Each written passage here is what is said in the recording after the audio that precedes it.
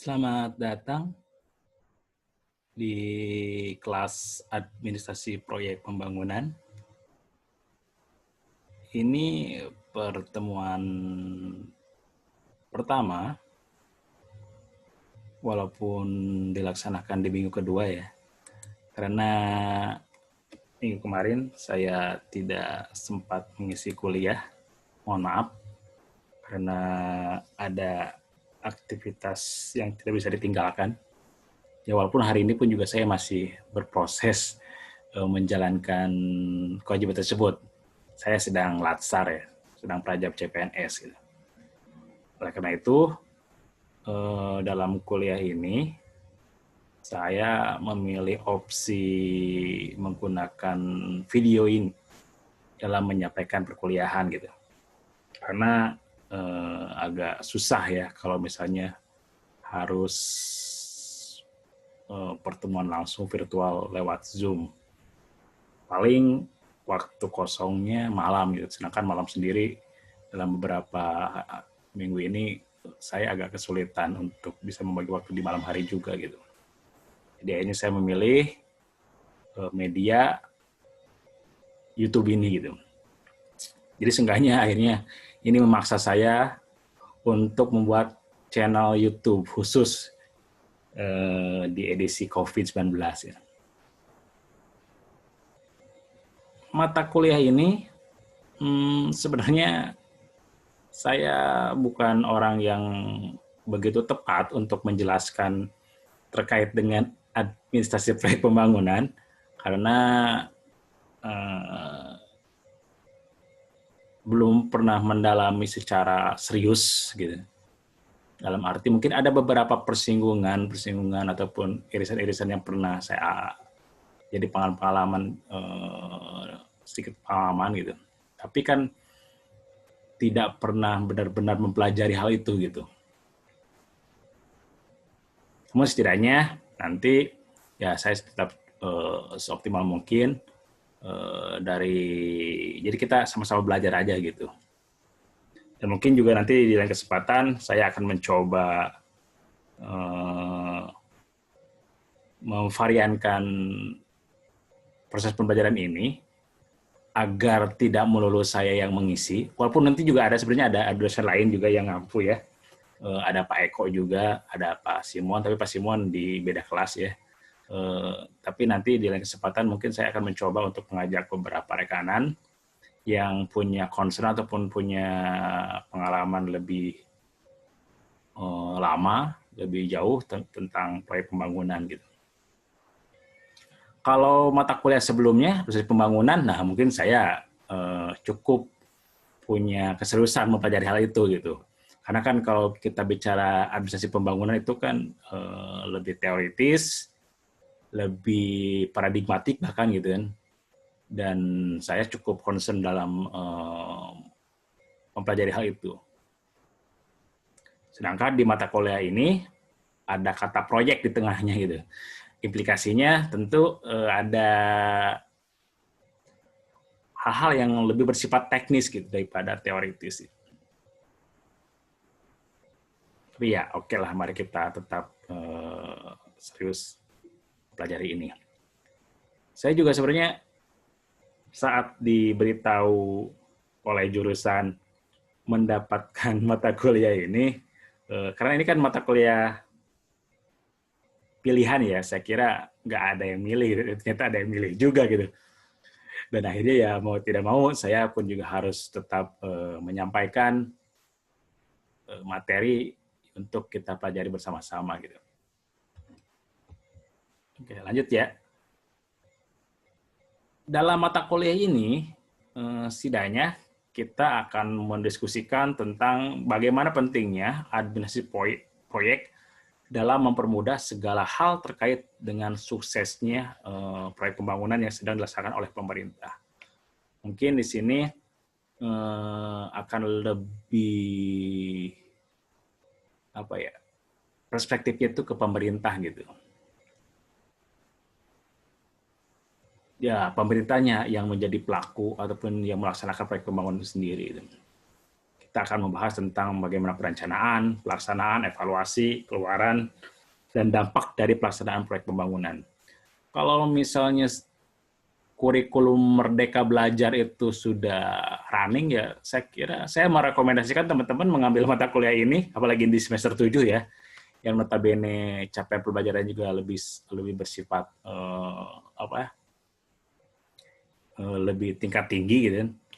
Saya kira teman-teman bisa memilih mata kuliah ini justru di jurusan teknik sipil ya. Mereka mempelajari itu lebih detail, lebih dalam gitu.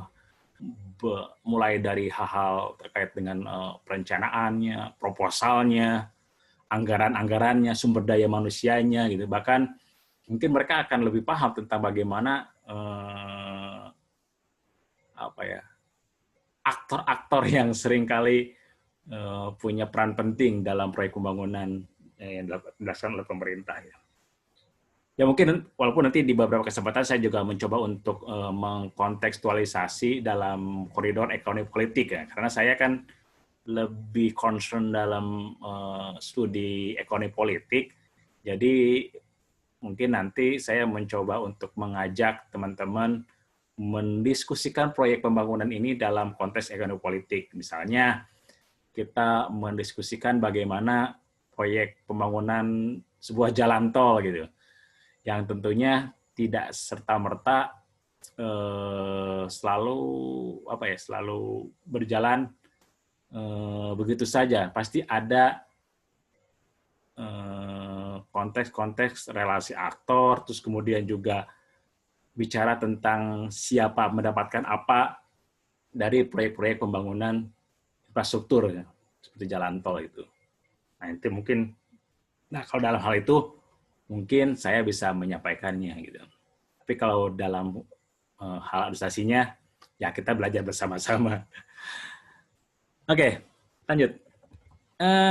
Tentunya ketika bicara tentang proyek, maka kita tidak akan lepas dari apa yang namanya penerimaan dan juga pengeluaran atau pembiayaan itu. Karena semua kegiatan pemerintah pasti selalu butuh yang namanya duit, gitu. Butuh uang negara, butuh uang negara gitu. Dalam hal ini ketika ngomongin uang negara berarti ya di sana ada uang rakyat gitu. Dan tentunya administrasi proyek pembangunan ini ya harus dipelajari dalam koridor bagaimana uang rakyat tersebut bisa kembali kepada rakyat sesuai dengan kebutuhan rakyat gitu. Karena seringkali kan mungkin teman-teman sering membaca berita atau informasi berbagai macam pembangunan yang dilakukan oleh pemerintah itu tidak sesuai dengan apa yang dibutuhkan oleh masyarakat gitu. Dan akhirnya kan hambur gitu. Ya banyak, ya bukan satu dua cerita bagaimana pembangunan itu akhirnya ya bahkan tidak sampai selesai gitu, bahkan mangkrak gitu. Nah, bagi orang-orang yang punya apa istilahnya itu punya kepentingan, ya mungkin dia sudah mendapatkan jatahnya, tapi kan rakyat tidak mendapatkan hal itu gitu. Nah, itu kan perlu dikritisi gitu. Hal demikian. Kegiatan pemerintah ada dua, ada yang rutin dan tentunya ada kegiatan pembangunan. Dalam mata kuliah ini kita akan bicara lebih banyak porsinya dalam kegiatan pembangunan. Di pertemuan ini mungkin lebih banyak ya pendahuluan ya, jadi sifatnya itu ya banyak yang sifatnya konseptual saja gitu. Jadi proyek pembangunan itu bisa didefinisikan sebagai satu kali usaha dalam jangka waktu yang telah ditentukan dengan sasaran yang jelas, yaitu mencapai hasil yang telah dirumuskan pada waktu awal pembangunan proyek yang akan dimulai. Artinya, hal tersebut mengacu pada rangkaian aktivitas yang mempunyai dimensi, ada biaya, mutu, dan waktu, guna mewujudkan suatu gagasan. Nah, tentunya nanti dalam mata kuliah ini kita juga tetap akan bersinggungan dengan bagaimana manajemen gitu ya. Planning seperti apa, bagaimana mengactuating gagasan-gagasan ataupun rencana yang sudah dibuat seperti apa, kontrolnya seperti apa, sampai nanti dalam tahap evaluasi mungkin seperti apa kayak gitu. Lanjut. Nah, proyek itu merupakan kegiatan yang dapat direncanakan dan dapat dilaksanakan dalam suatu bentuk kesatuan dengan mempergunakan sumber-sumber untuk mendapatkan hasil yang diinginkan. Nah, di sini ada konteks sumber daya yang harus sumber-sumber daya yang dimanfaatkan gitu, yang dioptimalkan sehingga hasil ataupun tujuan yang disepakati itu bisa tercapai. Gitu. Ya walaupun dalam bahasa keseharian kata proyek ini pun juga jadi agak pejoratif ya, proyek gitu. Dapat proyek nih, ataupun jadi dapat proyek itu menjadi semacam istilah kita mendapatkan duit ini lahan basah gitu, mendapatkan kucuran dana sedemikian rupa gitu, yang tujuannya itu sebenarnya tidak jelas tapi uangnya ada gede gitu. Nah itu kan seringkali jadi pejoratif ya. Padahal kan proyek itu dalam definisi normalnya, dalam definisi umumnya ya dia merupakan kegiatan gitu, direncanakan, dia menggunakan sumber daya tertentu sehingga capaian-capaian yang diharapkan bisa terrealisasi gitu. Nah, perkembangan sebuah proyek dimulai dari adanya perencanaan dan pelaksanaan sampai menjadi nyata gitu, secara fisik di lapangan. Yang jadi gedung, yang jadi sekolah, yang jadi jalan tol, jadi kampus mungkin, jadi rumah sakit gitu.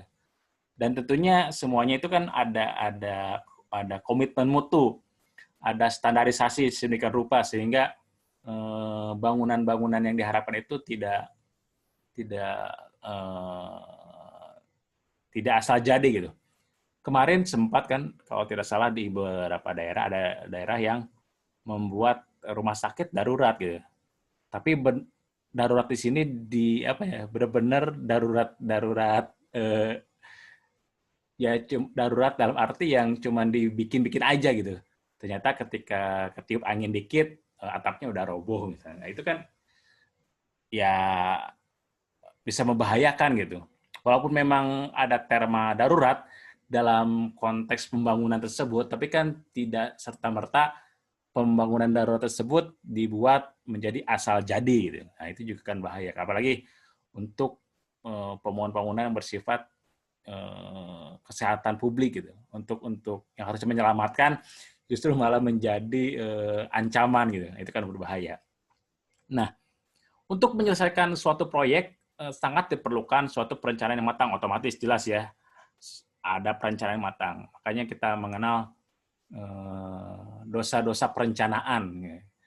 Jadi ketika ada pembangunan-pembangunan yang tidak kontekstual, ketika ada pembangunan-pembangunan yang tidak sesuai dengan apa yang ternyata dibutuhkan oleh masyarakat gitu ataupun lingkungan, kita akan menemukan apa yang namanya dosa perencanaan gitu. Karena dari rencananya pun sudah bermasalah gitu. Nah, jangan sampai hal tersebut terjadi tentunya. Nah, proses perencanaan itu dari apa saja? Dari mulai penjajakan terhadap hal-hal yang terkait dengan realisasi proyek, kelayakannya, perencanaan, pelaksanaan hingga sampai pada pengoperasian serta pemeliharaan proyek tersebut. Tentu juga ada proses pemeliharaannya. Kalau teman-teman perhatikan, ada beberapa proyek-proyek pembangunan untuk misalnya untuk menyelenggarakan sebuah seremonial tertentu misalnya. Ada dibangun stadion untuk acara olahraga, seremonial olahraga.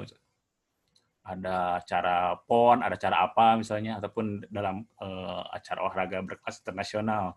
Ya dibikin bagus gitu, tapi setelah ataupun pasca acara tersebut selesai, proses pemeliharaannya itu tidak terjadi gitu. Jadi akhirnya bangunan-bangunan yang awalnya megah itu lama-kelamaan jadi bangunan yang angker gitu, karena nggak dipelihara gitu. Tumbuh rumput-rumputan, tumbuh gulma dan segala rupa. Nah, itu kan seringkali kayak gitu. Karena memang yang paling rumit itu kan dalam aktivitas kita itu kan sebenarnya kan memelihara gitu, menjaganya. Kalau bangun ya gampang gitu. Karena ya udah ya apa istilahnya, kalau ada duitnya terus rupanya bikinlah bangunan. Tapi kan ketika bagaimana menjaga bangunan tersebut agar tetap bagus gitu, bisa layak pakai, nah itu kan suatu hal yang rumit gitu. Dan seringkali justru malah diabaikan gitu. Dan lagi-lagi tentunya kalau ngomongin uang rakyat sebenarnya itu merugikan gitu. Walaupun secara langsung kita tidak merasakan kerugian itu secara langsung, tapi kan kalau itu diakumulasi sedemikian rupa kan kita bisa melihat angka kerugiannya gitu. Oke, lanjut. Nah, dalam administrasi dan organisasi proyek ini tentu ada hal-hal yang terkait dengan prosedur gitu.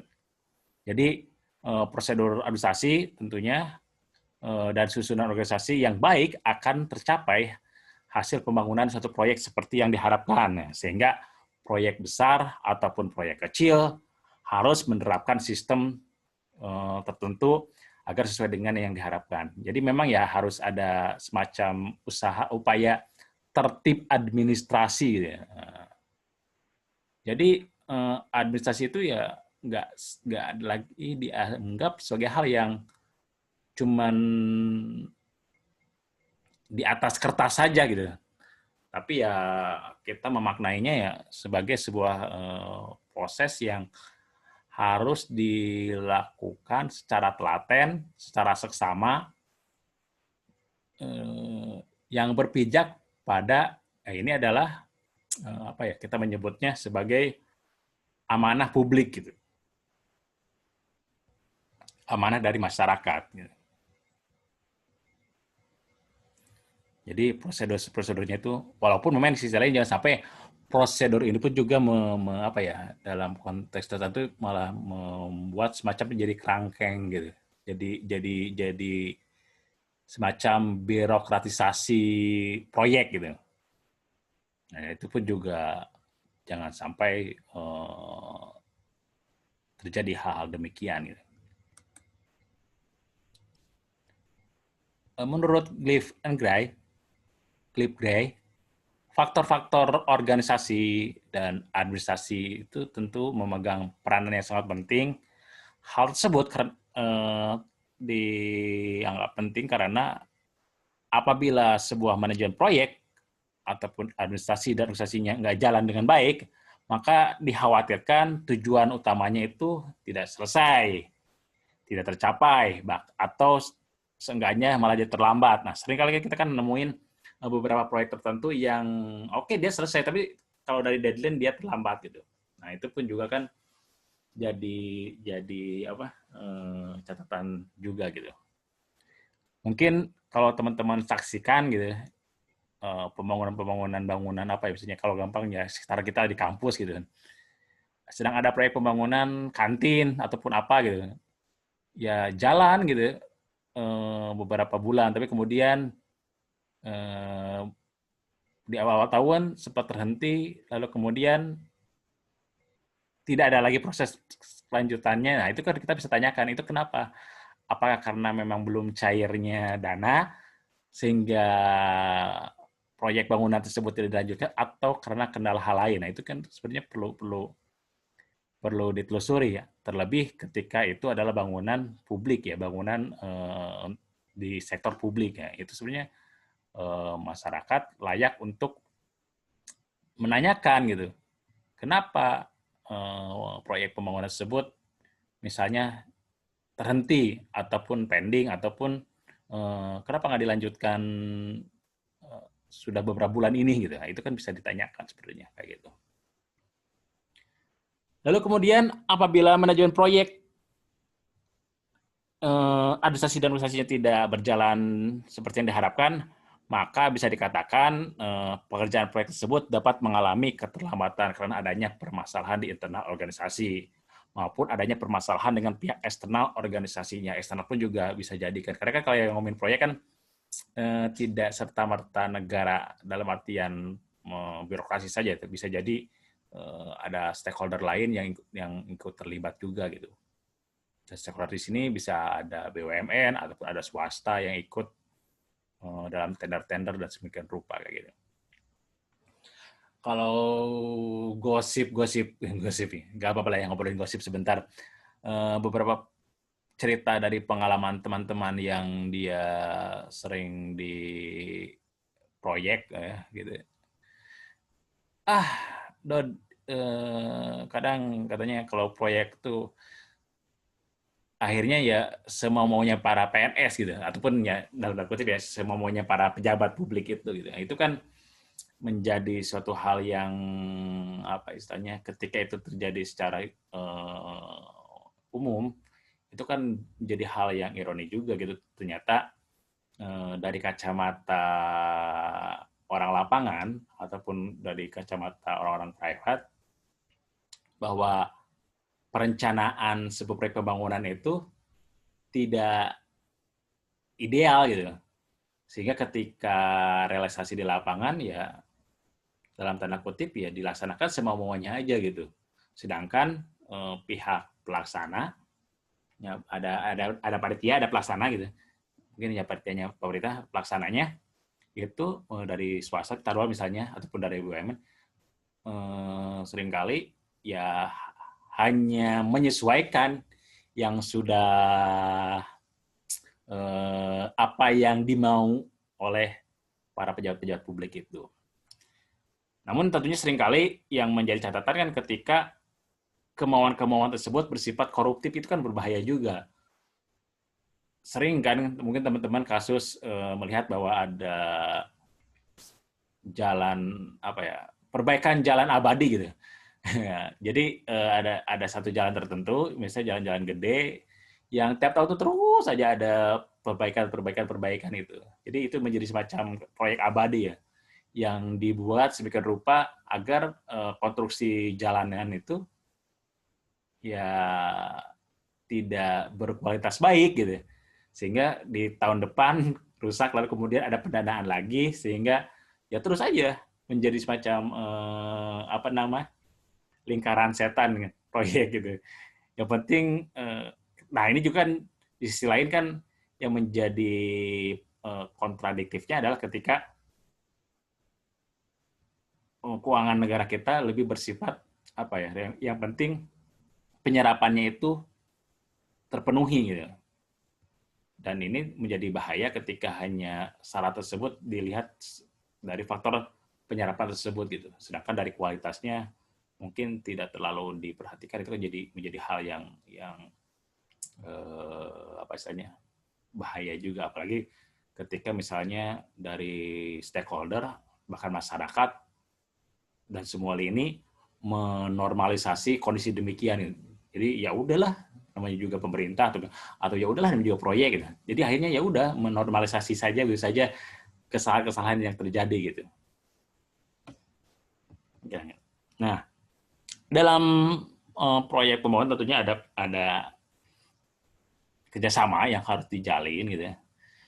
Ada banyak pihak yang harus dilibatkan dan tentunya pihak-pihak tersebut harus mengadakan kerjasama yang baik sehingga segala hal yang dikerjakan dapat terselesaikan dengan tepat waktu serta memiliki mutu yang tinggi. Jadi gak cuma tepat waktu juga, tapi kualitasnya juga bagus, mutunya bagus juga gitu sesuai dengan standar yang disepakati atau standar yang sesuai dengan aturan setidaknya gitu, karena kita juga kan punya aturan-aturan tertentu terkait dengan konstruksi pembangunan nasional kayak gitu. Nah, dalam hal ini organisasi tentu merupakan wadah atau bentuk kerjasama beberapa pihak yang terlibat dalam bentuk struktur organisasi. Dan untuk mencapai tujuan proyek tersebut telah yang ditetapkan bersama, maka akan diadakan pembagian kerja, ada distribusi kerja, yang mana masing-masing orang mempunyai tugas dan wewenang serta kedudukan yang saling berkaitan. Di sini mungkin nanti turunannya bagaimana ada yang ya apa administrasi sumber daya manusianya seperti apa, logistiknya seperti apa, dan ya setiap individu ataupun setiap personal dalam kerja-kerja proyek pembangunan ini tentu ada aktivitas-aktivitas yang dibagi sedemikian rupa sehingga tujuan awal tujuan dari pembangunan bisa tercapai. Administrasi yang baik dan teratur akan dapat menetapkan segala peraturan-peraturan dari ketetapan yang harus dipatuhi. Misalnya di bidang keuangan, kepegawaian, dan sebagainya. Ini kan tadi yang saya singgung. Tentunya administrasi ini ya sesuatu hal yang memang harus dipatuhi agar proyek tersebut berjalan sesuai dengan regulasi gitu. Kalau misalnya kita ngacu ke hal yang regulasi-regulasi yang baru, kan ada beberapa aturan-aturan yang sudah dikeluarkan pemerintah.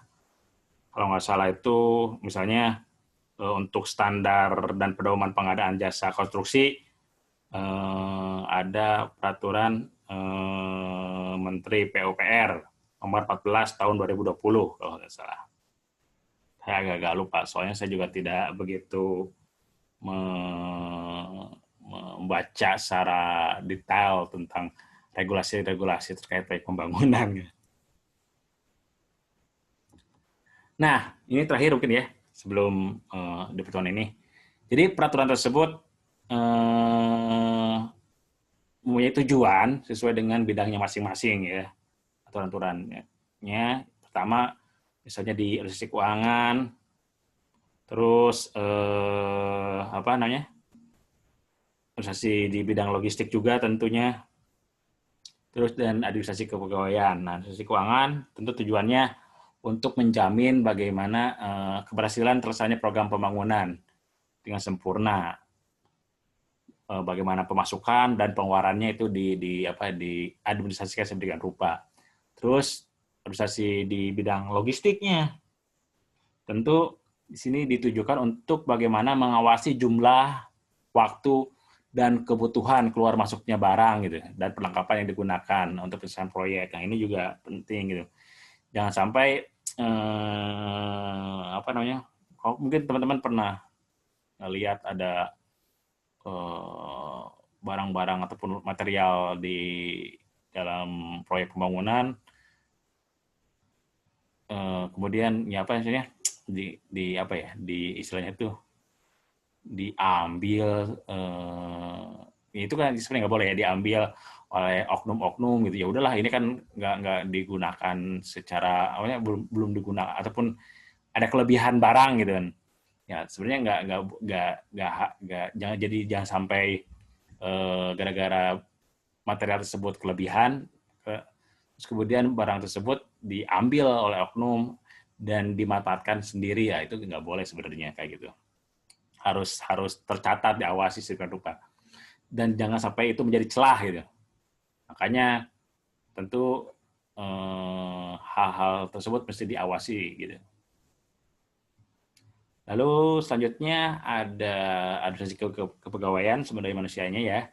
Di sini bertujuan untuk bagaimana penempatan personil itu bisa tercapai, right man on the right place ya, yang mantap sesuai dengan keahlian serta mewujudkan struktur kepegawaiannya. Nah, jangan sampai ya walaupun sih memang secara politik seringkali ada aja sih misalnya kepegawaian yang menempatkan orang itu tidak sesuai dengan keahliannya.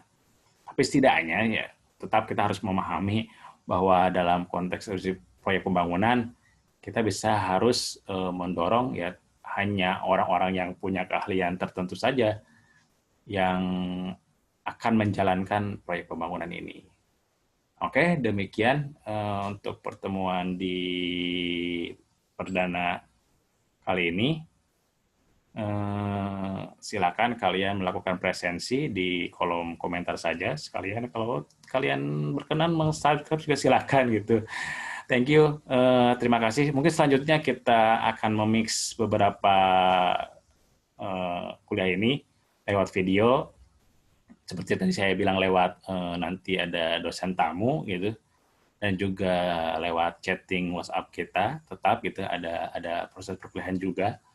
Intinya di setiap kapanpun dan dimanapun kita menjadi kita tetap belajar. Oke, thank you, terima kasih. Assalamualaikum warahmatullahi wabarakatuh.